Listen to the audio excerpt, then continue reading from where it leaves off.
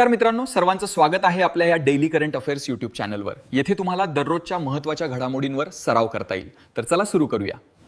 आज आपण 4 जानेवारी या दिवसामधील काही महत्त्वाचे प्रश्न बघूया। चला तर मग सुरू करूया। आजचा पहिला प्रश्न असा आहे की जानेवारी 2026 मध्ये कोणत्या भारतीय शहराला युनेस्को सिटी ऑफ लिटरेचर म्हणून अधिकृतपणे घोषित करण्यात आले? यासाठी खालील पर्याय आहेत: ए वाराणसी, बी कोझिकोड, सी जयपूर और डी पुणे।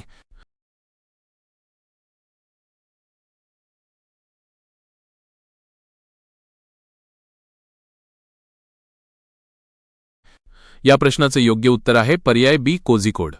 माहितीसाठी केरळमधील कोझिकोड हे युनेस्कोकडून साहित्याचे शहर म्हणून गौरवण्यात आलेले भारतातील पहिले शहर ठरले आहे। आता आपण आजचा दुसरा प्रश्न बघूया। प्रश्न असा आहे की दरवर्षी 4 जानेवारी हा दिवस कोणता जागतिक दिन म्हणून साजरा केला जातो?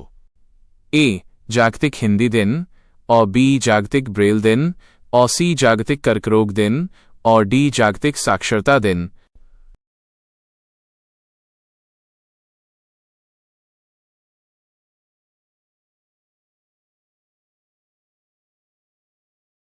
या प्रश्नाचे योग्य उत्तर आहे पर्याय बी जागतिक ब्रेल दिन। माहितीसाठी लुई ब्रेल यांचा जन्म 1809 मध्ये फ्रान्समध्ये झाला होता। लुई ब्रेल यांच्या जयंतीनिमित्त दृष्टिहीन व्यक्तींच्या मानवी हक्कांच्या पूर्ततेसाठी संवादाचे साधन म्हणून ब्रेल लिपीच्या महत्त्वाबाबत जागरूकता निर्माण करण्यासाठी हा दिवस साजरा केला जातो। आता आपण आजचा तिसरा प्रश्न बघूया। प्रश्न असा आहे की नुकतेच निधन झालेल्या कीर्तिदा मेकानी कोणत्या देशाच्या ट्री लेडी म्हणून ओळखल्या जात होत्या? A Bharat, B Singapore, C Malaysia, D Indonesia.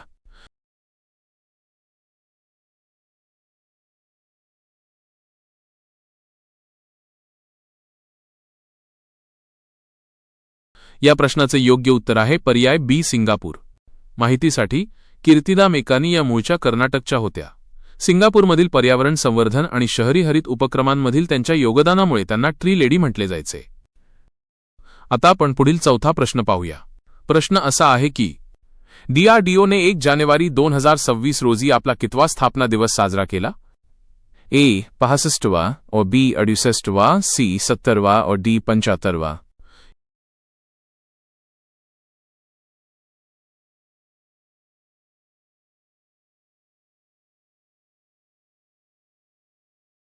या प्रश्नाचे योग्य उत्तर आहे पर्याय बी 68वां। माहितीसाठी डीआरडीओची स्थापना 1 जानेवारी 1958 रोजी झाली होती। त्याचे मुख्यालय नवी दिल्ली येथे असून सध्याचे अध्यक्ष समीर व्ही कामत आहेत। आता आपण आजचा 5वा प्रश्न पाहूया। प्रश्न असा आहे की नुकतेच बातम्यांमध्ये आलेले परमरुद्र हे काय आहे? ए क्षेपणास्त्र प्रणाली, बी विमानवाहू युद्धनौका, सी सुपर कॉम्प्युटर, डी उपग्रह।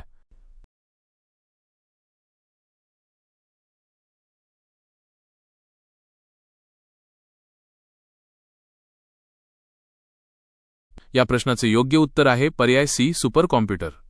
माहितीसाठी परमरुद्र हा आयआयटी पटना येथे स्थापित करण्यात आलेला बिहारचा पहिला सुपर कॉम्प्युटर आहे जो सीडीएसी पुणेद्वारे विकसित करण्यात आला आहे। आता आपण 6वा प्रश्न बघूया। प्रश्न असा आहे की जानेवारी 2026 मध्ये 50,000 डॉक्टरांसाठी वैद्यकीय शिक्षणातील एआयश या ऑनलाईन प्रशिक्षण कार्यक्रमाचे उद्घाटन कोणाच्या हस्ते करण्यात आले? ए नरेंद्र मोदी, बी द्रौपदी मुर्मू, सी अनुप्रिया पटेल और डी अमित शाह।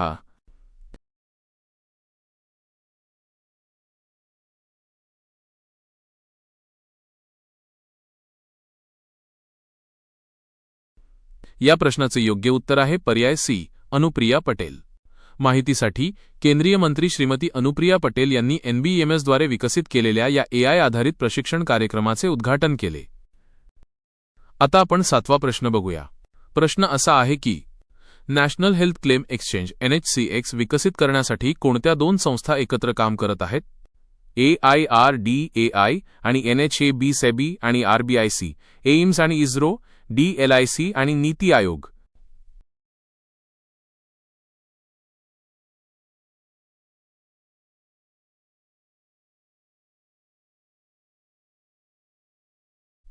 या प्रश्नाचे योग्य उत्तर आहे पर्याय AIRDAI आणि NHA।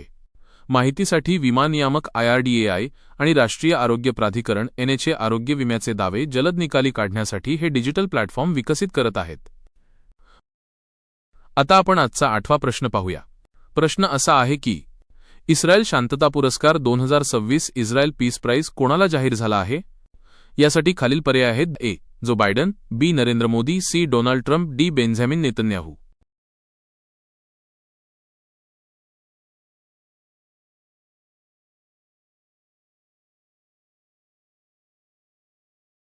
या प्रश्नाचे योग्य उत्तर आहे पर्याय सी. Donald Trump. आता आपण वळूया आजच्या 9व्या प्रश्नाकडे. प्रश्न असा आहे की कोणत्या राज्य सरकारने आमची भाषा आमचे शिक्षण ही योजना सुरू केली आहे?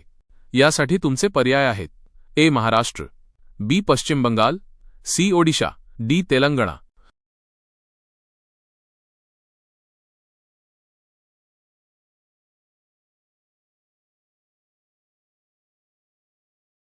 तर या प्रश्नाचे योग्य उत्तर आहे पर्याय सी. ओडिशा. अधिक माहितीसाठी आपल्या मातृभाषेतून प्राथमिक शिक्षण देण्यासाठी ओडिशा सरकारने ही विशेष योजना आखली आहे. आता वळूया आजच्या 10व्या प्रश्नाकडे. प्रश्न असा आहे की जस्टिस मिशन 2025 हा सराव कोणत्या क्षेत्राशी संबंधित आहे? यासाठी तुमचे पर्याय आहेत: ए. सागरी सुरक्षा, बी. लष्करी सराव, सी. सायबर सुरक्षा, डी. अंतराळ संशोधन.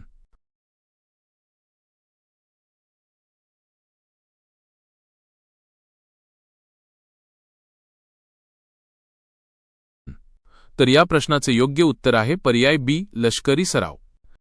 आता आपण बघूया आजचा 11वा प्रश्न.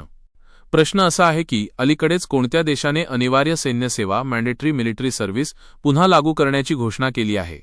यासाठी तुमचे पर्याय आहेत: ए. दक्षिण Korea, B. Latvia, C. Sweden, D. Germany.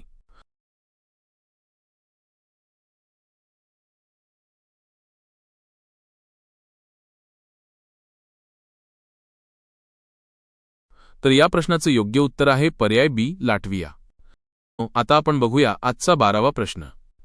प्रश्न असा आहे की महाराष्ट्र शासनाने कोणत्या नदीवर बेंबळा सिंचन प्रकल्प पूर्णत्वाच्या मार्गावर असल्याचे जाहीर केले आहे? यासाठी तुमचे पर्याय आहेत: ए. गोदावरी, बी. वर्धा, सी. बेंबळा, डी. कृष्णा.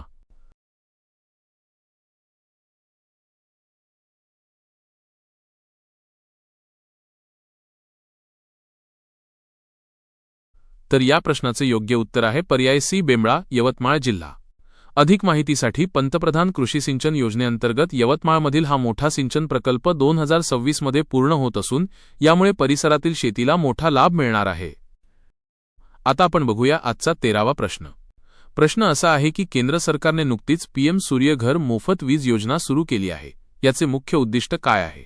यासाठी तुमचे पर्याय आहेत: ए. 1 कोटी घरांना मोफत वीज देणे, बी. सौर ऊर्जेद्वारे 1 कोटी घरांना मोफत वीज पुरवणे, सी. शेतकऱ्यांना मोफत पंप देणे, डी. उद्योगांना सवलत देणे.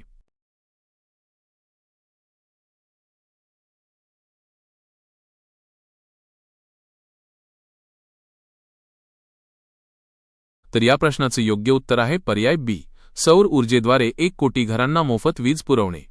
अधिक माहितीसाठी या योजनेद्वारे घरांच्या छतावर सोलर पॅनेल लावण्यासाठी सरकार मोठे अनुदान सबसिडी देते, ज्यामुळे सर्वसामान्यांना दरमहा 300 युनिटपर्यंत वीज मोफत मिळू शकते. आता आपण पाहूया आजचा 14वा प्रश्न. प्रश्न असा आहे की भारतीय नौदलाने कोणत्या बेटावर आपले नवीन तळाचे बेस उद्घाटन INS जटायू या नावाने केले आहे?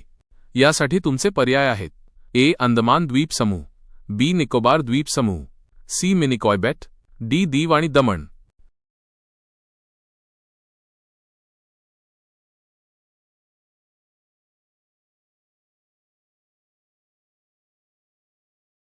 तर या प्रश्नाचे योग्य उत्तर आहे पर्याय सी. मिनिकॉय बेट, लक्षद्वीप.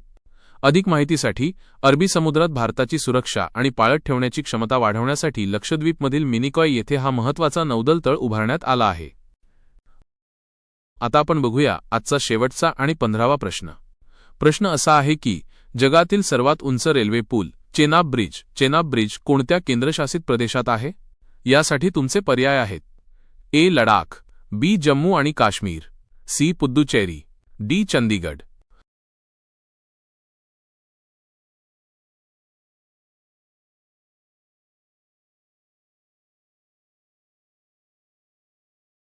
तर या प्रश्नाचे योग्य उत्तर आहे पर्याय बी. जम्मू आणि काश्मीर. अधिक माहितीसाठी हा भव्य पूल पॅरिसच्या आयफेल टॉवरपेक्षाही 35 मीटरने उंच असून तो उधमपूर श्रीनगर बारामुल्ला रेल्वे लिंक प्रकल्पाचा एक अत्यंत महत्त्वाचा भाग आहे. तर हे होते आजचे 15 महत्त्वाचे प्रश्न. आजचा हा सराव तुम्हाला कसा वाटला हे नक्की कळवा.